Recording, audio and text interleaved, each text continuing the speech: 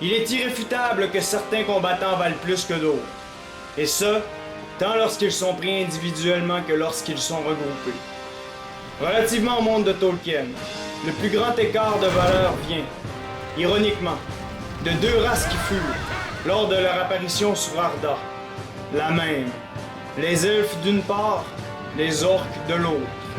Car bien que ce fait soit méconnu, les orques sont en réalité des elfes torturés, réduits à l'esclavage et avilis par Morgoth, le maître de Sauron, qui en subtilisa une grande partie lors de leur apparition au premier âge de la Terre, constituant ainsi son plus grand méfait.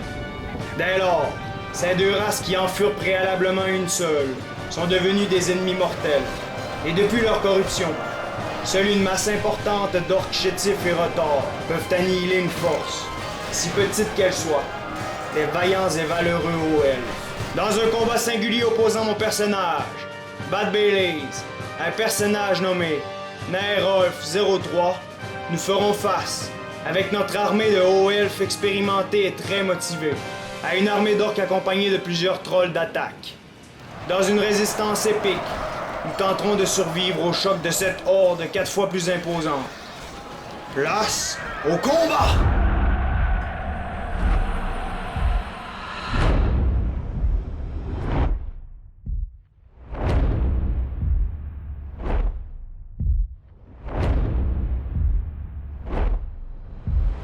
Bon alors, comme à notre habitude, observons les unités en présence en commençant par celle de mon opposant.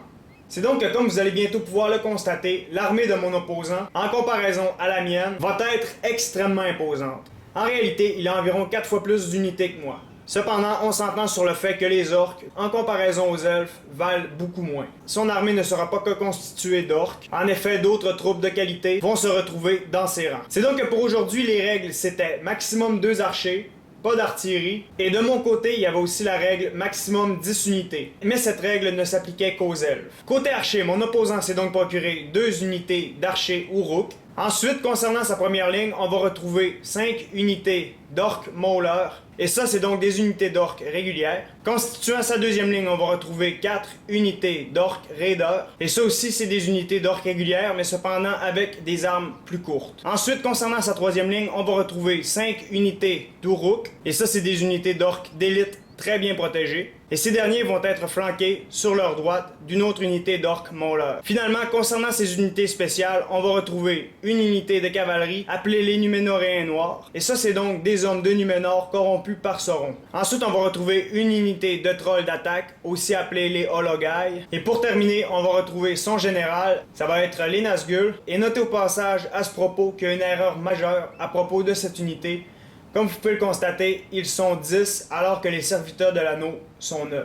Et c'est donc que fort possiblement, il y a un de ces Nazgûl qui fait partie de la 5e colonne des elfes. Mais ça, on va y revenir. Observons donc maintenant ce que je me suis procuré. Comme vous allez pouvoir le constater, mon corps principal va être placé sur un endroit assez défensif. Cependant, pas le plus défensif qui soit, puisque j'aurais très bien pu aussi venir me poster ici et faire une résistance à la 300, ce qui aurait été vraiment beaucoup plus facile. Cependant, en raison du fait que je vais être totalement enveloppé, je ne peux pas me permettre d'attaquer et de disperser éventuellement mes forces. Je me suis vraiment dit qu'il faut que je crée une particule défensive avec la plus grande partie de mon infanterie, alors qu'avec ma cavalerie, je vais être totalement à l'attaque. Et ça, vous allez pouvoir le constater fort rapidement. C'est donc en première ligne, on va retrouver 2 unités de guerriers de Midlond. Ça, c'est d'excellentes unités d'épéistes. Sur leur flanc droit, on va retrouver une unité des forgerons des régions. Et ça, croyez-le ou non, c'est mon unité d'infanterie d'élite. Juste derrière ma première ligne, on va retrouver mes unités d'archers, qui vont être les meilleures unités d'archers du jeu. Et enfin, juste derrière, constituant une ligne de réserve qui va venir attaquer les unités qui me flanquent, on va retrouver 2 unités de lanciers Eldar. Enfin, je vais m'être procuré 3 unités de cavaliers Eldar,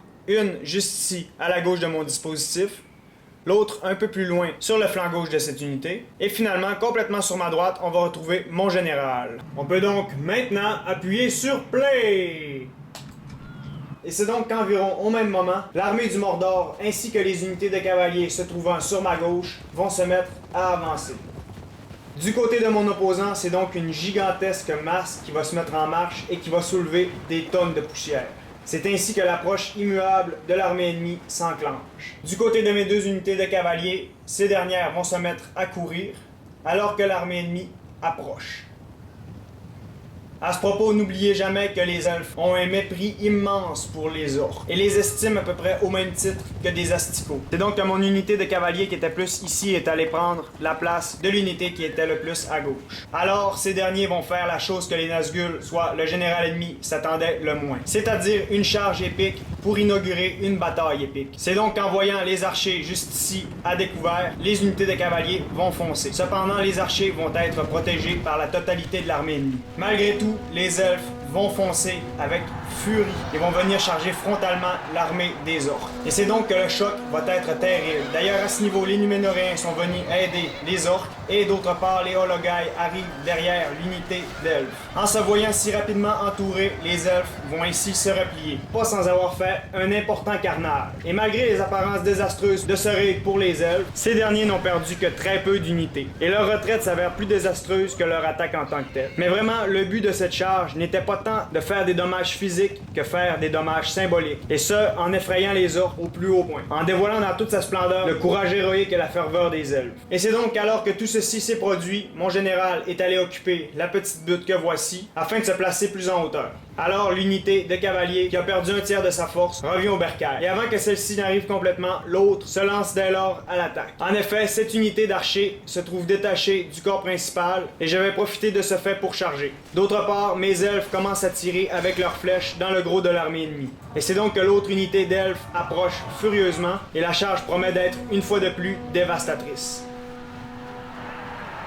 Cependant, encore une fois, les trolls viennent à la rescousse des orques. Dès lors, les elfes vont une fois de plus se replier au bercail.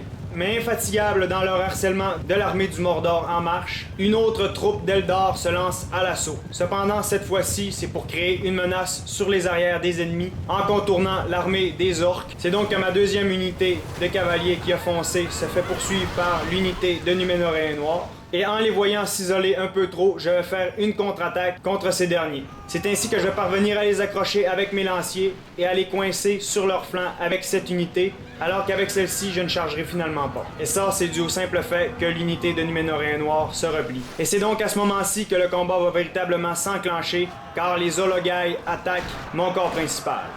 C'est donc que fort rapidement, ces derniers vont parvenir à percer mes lignes et dès lors parvenir jusqu'à mes archers. Voyez le résultat de la charge de tout à l'heure, il y a une tonne de corps du Mordor qui jonche le sol. Et c'est donc que le gros de la force des orques approche, et moi avec mes lanciers, je contre-attaque vers les trolls. Du côté de ma cavalerie, ces derniers tentent désespérément de contourner l'ennemi et de trouver une brèche dans le dispositif ennemi. Comme mes archers étaient accrochés par les trolls, je les ai reculés histoire qu'ils puissent à nouveau tirer. Cependant, ils se font flanquer par cette unité juste ici. Moi, encore une fois, je vais les reculer.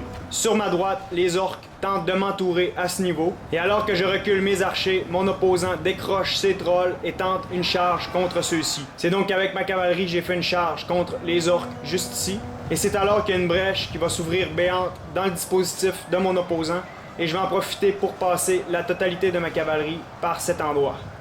Et ça, je fais ça dans le but de faire la jonction avec mon général. C'est donc que mon dispositif doit vraiment résister le plus longtemps possible contre la horde d'orques. Alors que tout cela se produit au niveau des archers ennemis, je m'apprête à faire un mouvement en étau. C'est donc qu'avec mon général, je charge d'un côté et avec le reste de ma cavalerie, je charge de l'autre. Et on ne se cachera pas que ça va être fatal pour cette unité. Dès lors, j'ai accompli la phase numéro 1 de mon plan, qui consistait à, d'un côté, accrocher les orques qui me chargeaient frontalement, et de l'autre, à regrouper ma cavalerie sur les arrières de l'ennemi. Pendant ce temps-là, j'ai reculé mes archers encore plus loin, histoire qu'ils puissent tirer sans entrave. À ce niveau-ci, le combat est donc incroyablement intense, et mes elfes doivent vraiment tout donner pour résister à la horde. Pendant ce temps-là, bien évidemment, j'ai chargé derrière le dispositif de mon ennemi avec ma cavalerie, et de ce côté-ci, mes elfes forgerons des régions font une résistance et détruisent les os des orques avec leurs puissants marteaux. De ce côté-ci, complètement derrière mon dispositif, il y a une troupe d'orques qui réussit à se faufiler et qui compte charger mes archers. On va retrouver aussi les Numénoréens noirs à ce niveau, mais leur force est très affaiblie. Les trolls sont alors retournés sur mon corps principal, histoire de percer mes lignes. Et moi, j'ai regroupé ma cavalerie derrière une fois de plus afin de charger les arrières du Mordor. Notez au passage que mon front se trouve complètement percé à ce niveau-ci, mais heureusement, ma cavalerie arrive à la rescousse et va venir percer les rangs des orques. C'est donc que pour l'affrontement d'aujourd'hui, ma cavalerie va être le véritable calvaire des orques. En effet, suite à cette charge, je vais une fois de plus replier ma cavalerie et mon ennemi va tenter de les annihiler en décrochant ses trolls. Mais moi, je n'ai rien à gagner en m'acharnant sur ces derniers. C'est donc que je charge à nouveau les arrières des orques et complètement derrière, détaché du front, mes archers parviennent à faire entrer en déroute une troupe d'orques morleurs. C'est donc que dans tout ce chaos, on a beaucoup de peine à trouver les troupes qui sont complètement submergées. Et le phénomène va se produire sur tous les fronts. Pour vous donner un petit aperçu du combat global, voici ce que ça donne. Et de ce côté-ci, ma cavalerie approche à nouveau. Et encore une fois, les orques vont véritablement souffrir de cette charge.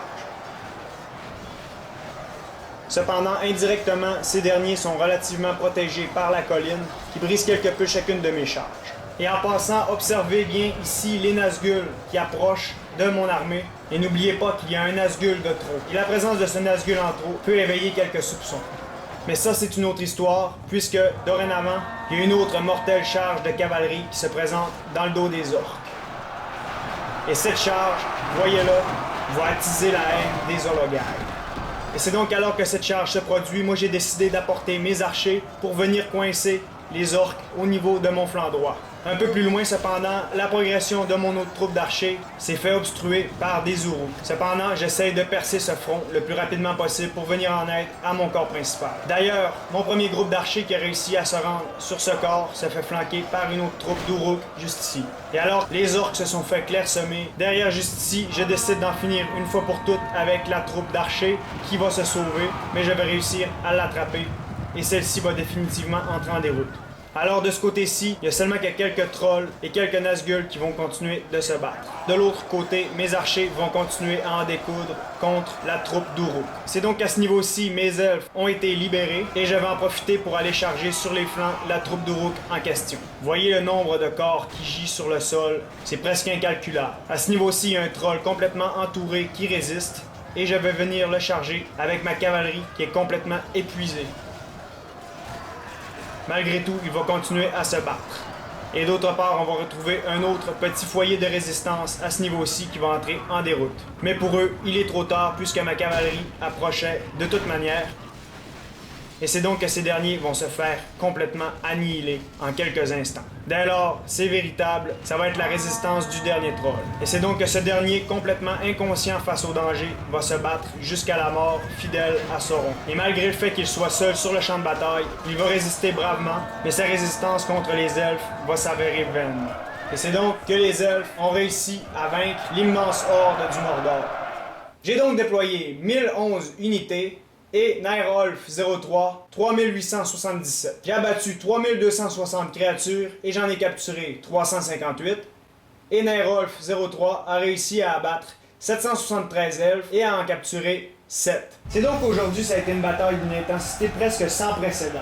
En effet, les elfes se sont fait envahir par une immense troupe du Mordor. Et d'ailleurs, cette troupe était très sûre d'elle. Cependant, cette dernière a fait fi du courage des elfes et de leurs valeurs individuelles.